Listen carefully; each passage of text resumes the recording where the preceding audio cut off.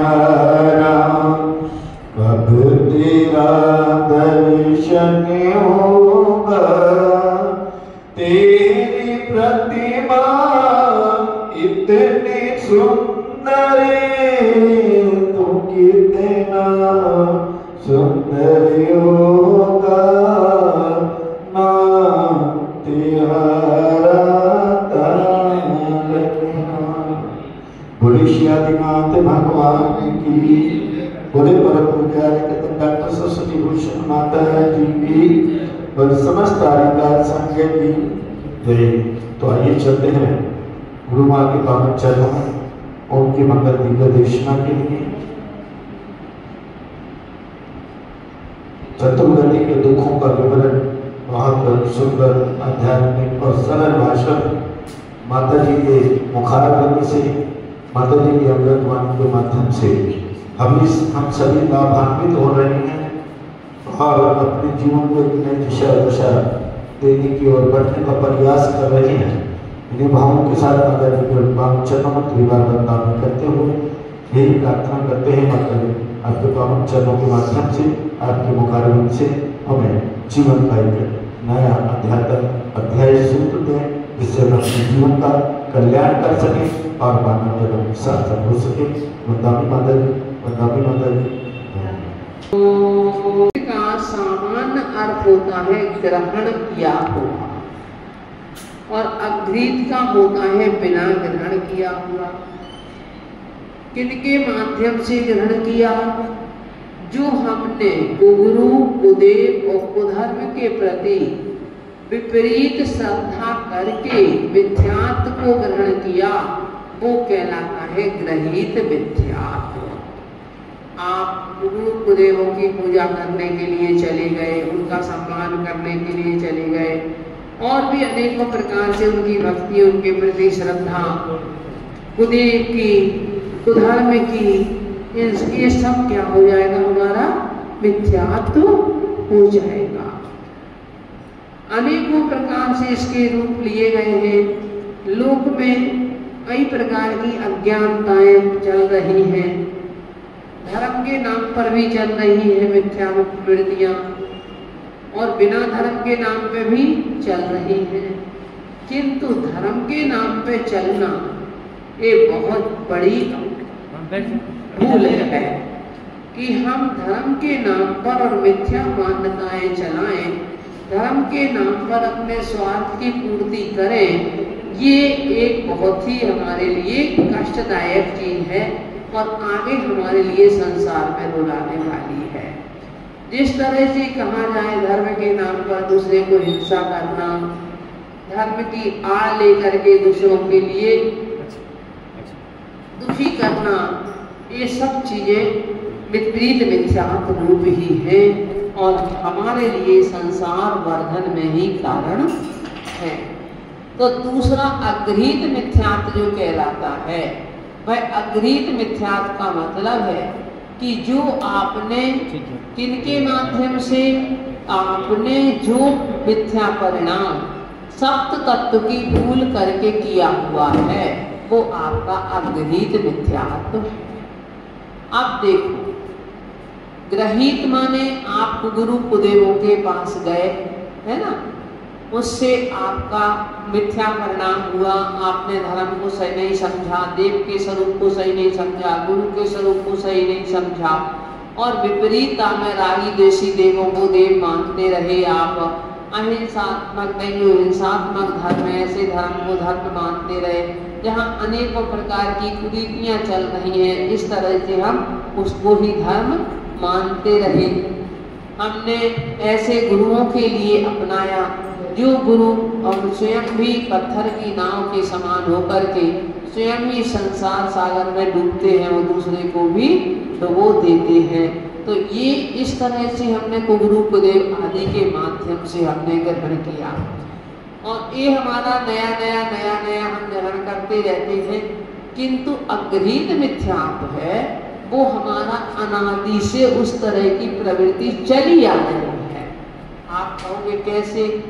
हम अपने आप को सुखी दुखी मानते हैं ना, किसके माध्यम से मानते हैं? पर पदार्थों के निमित्त से। अगर किसी ने हमारे अनुकूल शब्द बोल दिए, हमारी प्रशंसा कर दी, तो हमारा हृदय फूल जाता। और अगर वही किसी ने हमारी निंदा कर दी, बुराई कर दी, तो हमारा मन दुखी हो जाता है ना। तो हम अपने आप को सुखी दुखी, राजा रंक, गरीब अमीर आदि जो मान रहे हैं, वो हमें किसी ने सिखाया नहीं है, वो हमारी एक श्रद्धा हमेशा से चली आ रही है हमारे मन में, ऐसी मान्यता। इसलिए उसको क्या कहा? अगृहीत कहा। हमने राग देश को अच्छा माना, ये हमें किसी ने नहीं सिखाया, ना किसी गुरु ने सिखाया, ना किसी शास्त्र ने सिखाया कि आप राग देश को अच्छा मानो, किसी ने नहीं सिखाया हमारे लिए। किंतु हमारे मन की परिणति हमेशा से ऐसी ही चल रही है कि हम राग देश को अच्छा मानते हैं। वैराग्य के जो कारण है, जो संपन्न और निर्जरा के कारण है, ऐसे वैराग्य और ज्ञान को हम कष्टदायी मानते हैं। अजीव की जन्म में माने पुद्गल और जीव का संयोग होने में जन्म मानते हैं, और पुद्गल और जीव का वियोग होने में मरण मानते हैं। हम अपना ही मरण मानते हैं, जीव का जन्म हुआ, जीव का मरण हुआ, यही मानते हैं हम। तो ये जो मान्यता है, ये क्या एक दूसरे को सिखाई गई या क्या नई मान्यता है? नहीं, यह मान्यता हमारी युगों युगों की चल रही है, और ये अगृहीत मिथ्यात्व के रूप में हमारे साथ में हमेशा लगा हुआ है। गृहीत मिथ्यात्व तो हम छोड़ भी देते हैं कि चलो हमको गुरु को देवों के पास नहीं जाएंगे जब हमें समझ में आता है, परंतु ये अगृहीत मिथ्यात्व जो बुद्धि है, वह अगृहीत मिथ्यात्व बुद्धि हमारी कब छूटेगी? जब हमारे अनंतानुबंधी क्रोध मान माया लोभ और मिथ्यात्व, सम्यक मिथ्यात्व और सम्यक प्रकृति, इन 7 प्रकृतियों का या तो उपशम हो जाएगा या क्षय हो जाएगा या क्षय उपशम हो जाएगा, तब कहीं हमारा एक अगृहीत मिथ्यात्व छूटेगा। समाव शरण में भगवान के में कोई ग्रहित मिथ्या दृष्टि प्रवेश नहीं कर सकता, अर्थात जो कुगुरु कुदेव आदि को मानता होगा वो भगवान के समूह शरण में प्रवेश नहीं कर सकता। तो इस तरह से हम अगृहीत मिथ्यात्व के रूप में अभी हमने सप्त तत्व की भूल को समझा। इसमें से अभी मोक्ष तत्व की भूल को हमारे लिए समझना है कि हमने जीव अजीव, आश्रव, बंध, संवर और निर्जरा, इन 6 को समझ लिया है। अब समझेंगे आज किसको? मोक्ष तत्व की भूल को।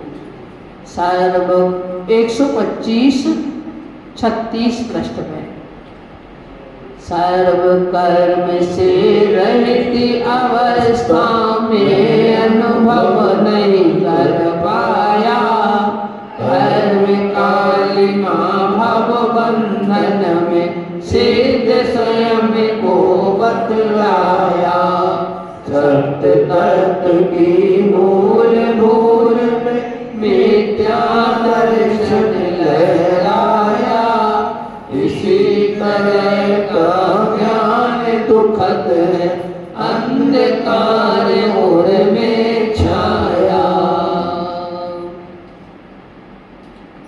मोक्ष कैसा है? सर्व कर्म से रहित है। मैं उसका तो अनुभव कर ही नहीं पाया यहाँ इस संसार में रह करके। हम उसकी श्रद्धा तो कर सकते हैं, अनुभव इतना कर सकते हैं कि हम सोच करके चिंतन करके कर सकते हैं, परंतु साथ में सर्व कर्मों से रहित हूँ, ऐसा अनुभव में नहीं कर पाया। और मैंने अपने आप को सिद्ध किस परिस्थितियों में बतला दिया कि मैं तो सिद्ध हूँ? कर्म कालिमाओं से बंधा हुआ हूँ, भव के बंधनों में मैं जकड़ा हुआ हूँ, और वहाँ भी मैंने अपने आप को सिद्ध बता दिया। अपने आप को भगवान कहने वाले दुनिया में कई लोग हैं अभी भी जो अपने आप को भगवान कहते हैं, जो अपने आप को सिद्ध कहते हैं, ऐसे कई लोग हैं। क्या उनके अष्टकर्म नष्ट हो गए जो वो सिद्ध बन गए? नहीं हुए। उनका अभी मिथ्यात्व भी सही दृष्टि से नहीं छूटा। पहले गुण स्थान में ही वो चल रहे हैं, परंतु फिर भी अपने आप को सिद्ध कह रहे हैं। तो क्या कह रहे हैं यहाँ कि जब तक हमारा इस प्रकार की मान्यता मेरी नहीं छूटेगी कि मैं तो मोक्ष तो वह है जहाँ कर्म का एक अंश भी नहीं है। वर्तमान में भी यह एक है कि भगवान सिद्ध में और हमारे में अंतर ही इतना है। सिद्ध भगवान कर्म उपाधि से रहित है, वहाँ कोई कर्म नहीं है, किंतु हम कर्म उपाधि से सहित हैं। अगर कर्म की उपाधि से रहित हम अपने आप को देखें तो हम भी सिद्ध नहीं है, किंतु सिद्ध के समान हैं। अभी वर्तमान में सिद्ध नहीं है, किंतु हम सिद्ध के समान हैं। जब हम ये जानेंगे कि हम सिद्ध के समान हैं, अर्थात हम भी सिद्ध के समान आगे बन सकते हैं, अब हम ये जानेंगे तभी तो हम उनके समान बनने की कोशिश करेंगे। जब हमें पता चलेगा कि मेरे अंदर भी ज्ञान है, तभी तो हम उस ज्ञान को जागृत करने का सोचेंगे। कालिदास कितने मूर्ख थे मालूम है? जिस डाली पर बैठे थे उसी डाली को काट रहे थे, और विद्योत्तमा इतनी विद्वान थी कि कोई भी विद्वान उसके सामने टिक नहीं पा रहा था। अब विद्वानों के मन में ईर्ष्या जगी कि ये हम सबका अपमान करती है, अब इसके साथ ऐसा किया जाए कि ये जीवन भर पछताए।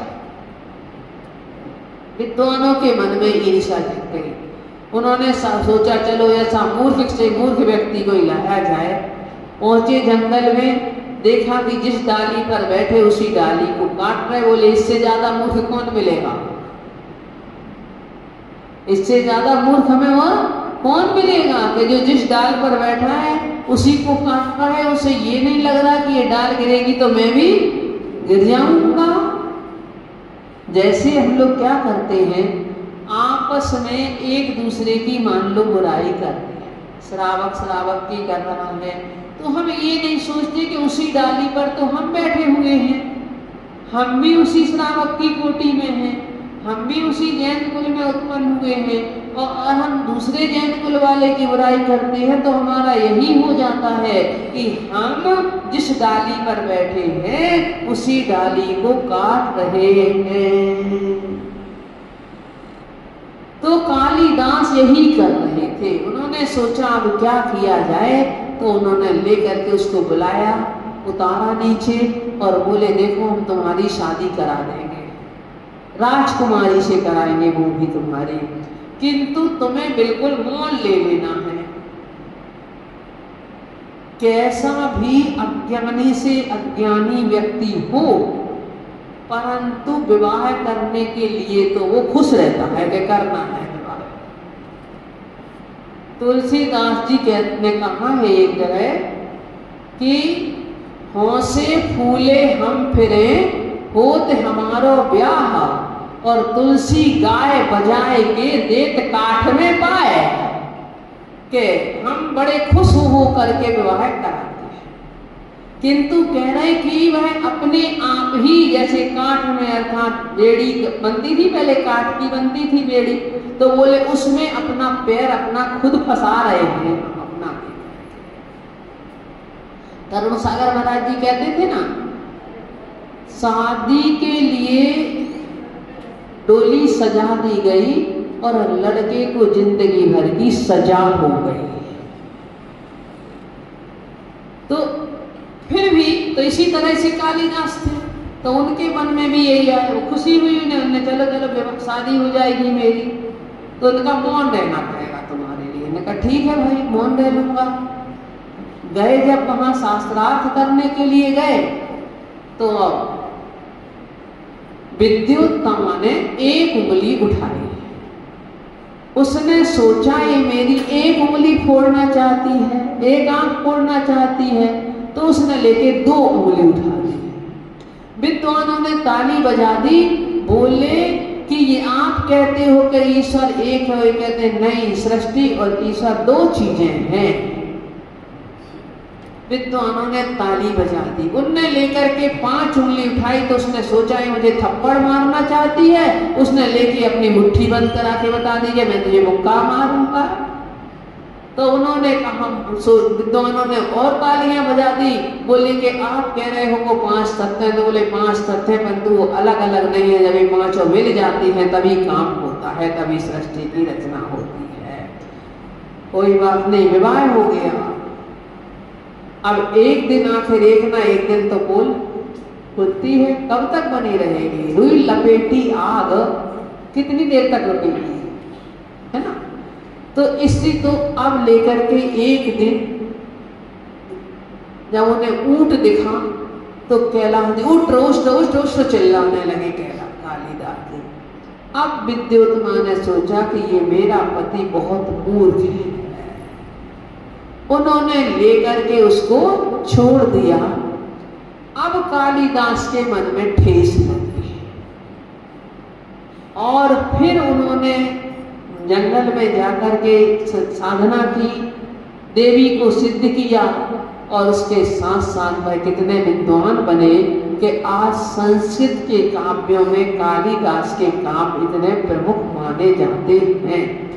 तो जब व्यक्ति को अंतरंग से ये भान हो जाए कि मैं इनके समान हूँ परंतु आज मैं क्या बना हुआ हूँ, हम जब भगवान के सामने आकर के ये सोचेंगे कि अरे भगवान मैं और आप दोनों एक से हैं, कभी आप भी ऐसे हमारे जैसे थे, आप भी मेरे जैसे थे, इस संसार में जन्म मरण कर रहे थे और कभी कई बार तो ऐसा हुआ होगा कि हम और आपने एक साथ जन्म लिया होगा, एक माँ के गर्भ से जन्मे होंगे, एक साथ हम खेले होंगे, एक साथ हमने सब कुछ किया होगा। किंतु आज मुझ में और आप में इतना बड़ा अंतर आ गया है कि आप तो भगवान बन गए हो और मैं भक्त ही नहीं बन पा रहा हूँ।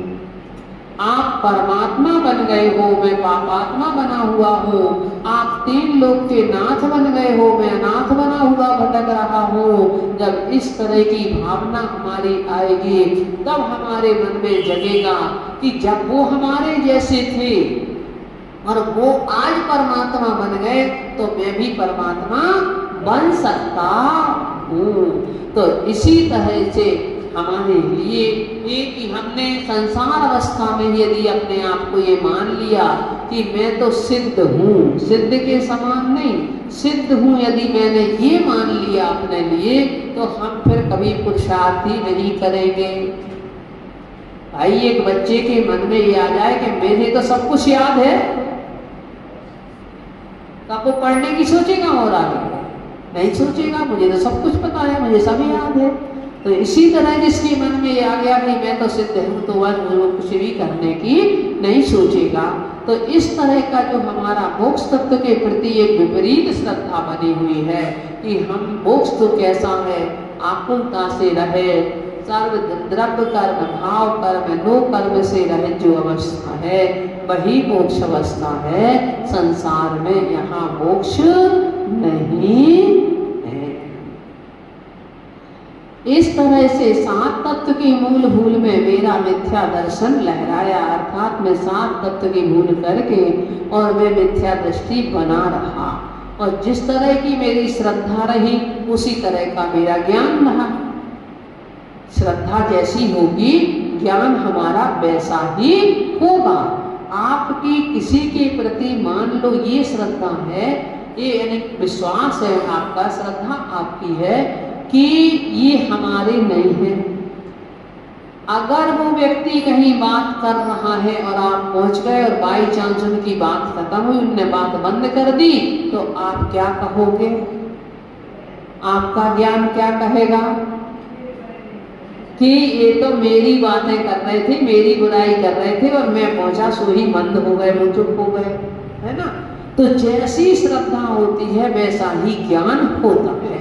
और अगर मान लो वो मित्र है आपका तो आप लेकर के खुद उनमें जाकर के मिल जाओगे, है ना।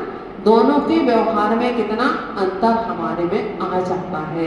तो जैसा जिसके प्रति जैसी श्रद्धा होगी इसी तरह तत्व के प्रति भी जैसी श्रद्धा होगी उसी तरह का हमारा ज्ञान होगा। तो जिस तरह से ये श्रद्धा हमें दुखदाई है, तो ज्ञान भी हमें दुखदाई हो जाएगा। वह हमारे लिए, वो भी हमें संसार का ही कारण बनेगा। और इस तरह से मेरे मन में अंधकार अर्थात ज्ञान का एक अंधकार ही मेरे मन में छाया हुआ है। जितने अनर्थ किए जगत में ज्ञान दशा दफना करके, आए खेद निधि को नहीं जाना, मनुज जन्म भी पा करके, अज्ञ दशा में किया आचरण, अपने को त्यागी माना, मिथ्याचरित्र अंत दुखदाई, राग देश में सुख पाना। मैंने इस तरह अपने ज्ञान को विसरा करके, अपने ज्ञान दशा को विसरा करके, और मैंने क्या किया, बहुत अमृत संसार में किए, यानी अप्रयोजनीय कार्य मैंने किए। जो कार्य मुझे नहीं करना चाहिए थे, ऐसे कार्य भी इंसान कर बैठता है जब उसे ज्ञान नहीं होता है। एक छोटा बच्चा है, उसके हाथ में जो भी चीज आती है वो मुंह में जाती है, चाहे वो मुंह में देने लायक हो और चाहे नहीं हो। यदि कहीं कहीं उसका मल भी हो तो उसके हाथ यदि मान लो उससे लिप्त हो जाए तो वो भी हाथ उसके मुंह में ही जाते हैं। तो ऐसे ऐसी हम ना कहीं दूसरों के, अब दूसरों के कार्यों में बाधाएं डालना, दूसरों के कार्य को रोकना, दूसरे का धन हड़पना, दूसरे के लिए अनेकों प्रकार से हम अंदर कब करते हैं, जब हमें ज्ञान नहीं हो तब करते हैं। जब हमें ये ज्ञान नहीं होगा कि इसका फल हमें खुद भोगना पड़ेगा, तभी हम दूसरे के साथ में गलत करेंगे। तो कब होगा, मेन बात है ज्ञान दशा दफना करके, हम अपनी ज्ञान को दफना करके अर्थात ज्ञान के से रहित होकर के हमने इस संसार में बहुत सारे अनर्थ किए। किंतु हाय मुझे खेद है कि मैं मनुष्य जन्म को पाकर के भी और मैंने अपने आप को नहीं जाना, अपने स्वरूप को नहीं जाना। जो मनुष्य पर्याय से तो हम मोक्ष भी प्राप्त कर सकते थे, जिस मनुष्य पर्याय से हम परमात्मा बन सकते थे, किंतु मैंने उस पर्याय को भी यूं ही मिटा दिया। मैंने अपने आप को जानने की कोशिश भी नहीं की, मैंने अपने आप को अर्थात नहीं जाना, अर्थात मैंने उस तत्व को भी सही तरह से नहीं समझा। अपने मानव पर्याय मेरी है, इसका क्या मूल्य है, इसको भी मैंने नहीं जाना। मैंने अज्ञान दशा में आचरण किया और अपने को त्यागी माना। आचरण कैसे किए, अज्ञान दशा के। ज्ञान के बिना आचरण भी हमारा क्या होता है, प्रतिफलित नहीं होता। ज्ञान आंख तो क्रिया पैर है। ज्ञान यदि हमारी आंख है तो क्रिया अर्थात आचरण हमारे पैर हैं। अगर हमें देखने के लिए आंख की जरूरत है तो चलने के लिए पैर की भी जरूरत है। और आंख से दिखाई नहीं दे रहा है, आप चल रहे हो तो पता नहीं किस रास्ते में कहाँ चले जाओगे, भटक जाओगे, है ना। तो अज्ञ दशा जब हमारी रही तो हमने आचरण तो किया, परंतु ऐसा आचरण किया कि उसमें हमने कुछ सही और गलत का भेद भी नहीं किया, और सही गलत का भेद नहीं करके भी अपने आप को परंतु त्यागी माना। जब कमठ गया था, जब राजा ने कमठ को निकाल दिया तो वो गया था तो कहाँ गया था, तापसियों के आश्रम में। और तापसियों के आश्रम में गया और कैसे तपस्या करने लगा, पत्थर शिला ऊपर हाथ में लेकर के तपस्या करने लगा। लोग तो सोच रहे बड़ा त्यागी है, बड़ा तपस्वी है, परंतु अंदर से कसाई कितनी तीव्र भरी हुई थी। पार्श्वनाथ के नाना महान बहीपाल, वह देखो पंचाग्नि तप कर रहे थे, अंदर लकड़ी में नाग नागनी जल रहे हैं, परंतु उन्हें पता नहीं था कि इस लग हैं। तो इस तरह से अज्ञान पूर्वक आचरण हम कर लेते हैं। बहुत सारी क्रियाएं अपने जीवन में भी होती हैं, व्रत उपवास कर रहे हैं, मालूम नहीं है किस तरह से उनकी विधि है, क्या है, अपनी जैसी हमें सुविधाएं होती हैं उस अनुसार से करते चले जाते हैं। कुछ कुछ चीजें ऐसी भी कर लेते हैं कि जो हमारे लिए करने योग्य भी नहीं हो, फिर भी हम अपने आप को त्यागी मानते हैं। तो कह रहे हैं अंत में ये मिथ्या जो चारित्र है वो भी हमें अंत में दुखी देने वाला है। राग, क्योंकि मैंने राग द्वेष में सुख माना। अब हमने ख्याति लाभ की भावना से कर रहे हैं, आचरण कर रहे हैं तो ख्याति लाभ की भावना से ही कर रहे हैं। अब ख्याति लाभ की इच्छा से कर रहे हैं तो हमें ख्याति मिल जाएगी बस लोगों की, और क्या मिलेगा बाद में, उसका फल हमें और कुछ भी मिलने वाला नहीं है। खोटे देव शास्त्र गुरु को ही निज आराध्य बनाया था, ऊपर नाम संभव सिंधु में इनने मुझे डुबाया था। वनिता सहित पुलिंगी रागी देवों में देवत्व रखा, बीत रागवत भक्ति कर में चतुर गति फल दुख सहा। मैंने अपना आराध्य किसको बनाया, आराधना किसकी की, किसको मैंने अपना भगवान माना। तो कहते खोटे देव, खोटे शास्त्र और खोटे गुरु, तीन ही हैं जिनसे व्यक्ति के धर्म की पहचान होती है। उसके भगवान कौन है, उसके गुरु कौन है और उनका साहित्य क्या है। आप कहोगे जैन साहित्य, जैन गुरु, जैनेन्द्र भगवान, तो इससे आपकी क्या पहचान है, जैन हुआ, है ना। अगर इसी में कोई जो अपने को सनातन धर्म कहते हैं, उनके गुरु कैसे हैं, उनके शास्त्र कैसे हैं, उनका माने आचरण कैसा है, तो आप उनको देख करके क्या कह दोगे, ये इस धर्म के अनुयायी हैं। अगर कोई लेकर के मान लो कोई सिख है, पंजाबी है, उनके कौन है गुरु, कौन क्या है, उनको देख की पहचान है उनके माध्यम से कि वो इस जाति में है, वो इस धर्म के अनुयायी हैं। जिस धर्म के, जिस देव के, जिस गुरु के अनुयायी होंगे वह वही कहलाएंगे। तो इनके माध्यम से ही पहचान होती है। हमने क्या किया, तो हमने खोटे देव शास्त्र को ही अपना आराध्य बनाया। जो कैसे थे खोटे देव शास्त्र, उन्होंने क्या किया, स्वयं भी डूबे और मुझे भी डुबा दिया। वो तो पत्थर की नाव से समान रहे। क्यों रहे, क्योंकि स्त्रियां उनके साथ हैं, रागी द्वेषी हैं, वस्त्राभूषणों से सजे हुए हैं। अगर भक्त कहीं उनसे उनकी भक्ति करता है तो उनसे प्रसन्न हो जाते हैं, और अगर भक्त भक्ति में थोड़ी सी कमी रख देता है तो उससे रुष्ट हो जाते हैं। हो जाते हैं कि नहीं हो जाते। एक बार क्या चला था कि गुड़ से प्रसन्न होती है, मीठे से प्रसन्न होती है और खटाई से नाराज हो जाती है। भक्त ने खटाई खा ली तो लेकर के वो सारा का सारा उनके पूरब उसको बर्बाद कर दिया। तो ये से भगवान तो वो हो, मेरे और तेरे की बात नहीं है कि मेरे भगवान या तेरे भगवान, किंतु हमें उनके स्वरूप को देख करके ही अपना आराध्य बनाना है। अगर मान लो हम रागी द्वेषी हैं और आपने भगवान भी रागी द्वेषी चुन लिए, तो आपका राग द्वेष कभी छूट पाएगा क्या? नहीं छूट पाएगा। हमारी श्रद्धा उनके प्रति हो कि हम यदि रागी द्वेषी हैं तो जो राग द्वेष से रहित है वो हमारा आराध्य हो।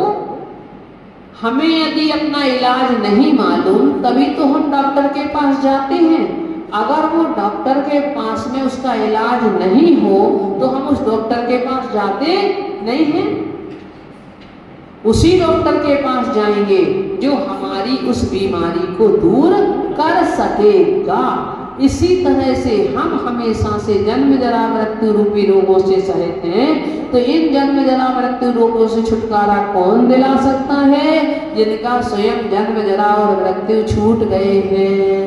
जो इनसे मुक्त हो गए हैं। हम कर्मों से बंधे हैं, हमें इन कर्मों से छुटकारा कौन दिला सकता है? जो स्वयं कर्मों से रहित हो चुके हैं। और जो स्वयं कर्मों से रहित है, जो स्वयं जेल में पड़ा हुआ है, वो दूसरे को मुक्त कैसे करेगा? भाई अगर कोई जेल में चला जाता है तो उसको छुड़ाने के लिए कौन जाता है? जेल का व्यक्ति के बाहर का व्यक्ति? जो मुक्त है वो जो बाहर है, जो जेल के बाहर है, जेल से मुक्त है, वही उसको छुड़ाने के लिए जाएगा। इसी तरह से यदि हम जिस जेल में हैं तो और भगवान भी उसी तरह से राग द्वेष की जेल में हैं, तो वह हमें छुड़ा नहीं सकते इस संसार से। तो वो कैसे हैं? उन्होंने उपल नाव के समान करके और मेरे लिए डुबा दिया। और मैंने भी उनकी भक्ति कैसे की? जैसे वीतराग भगवान की भक्ति करता था, इसी तरह मैंने उनकी भी भक्ति की।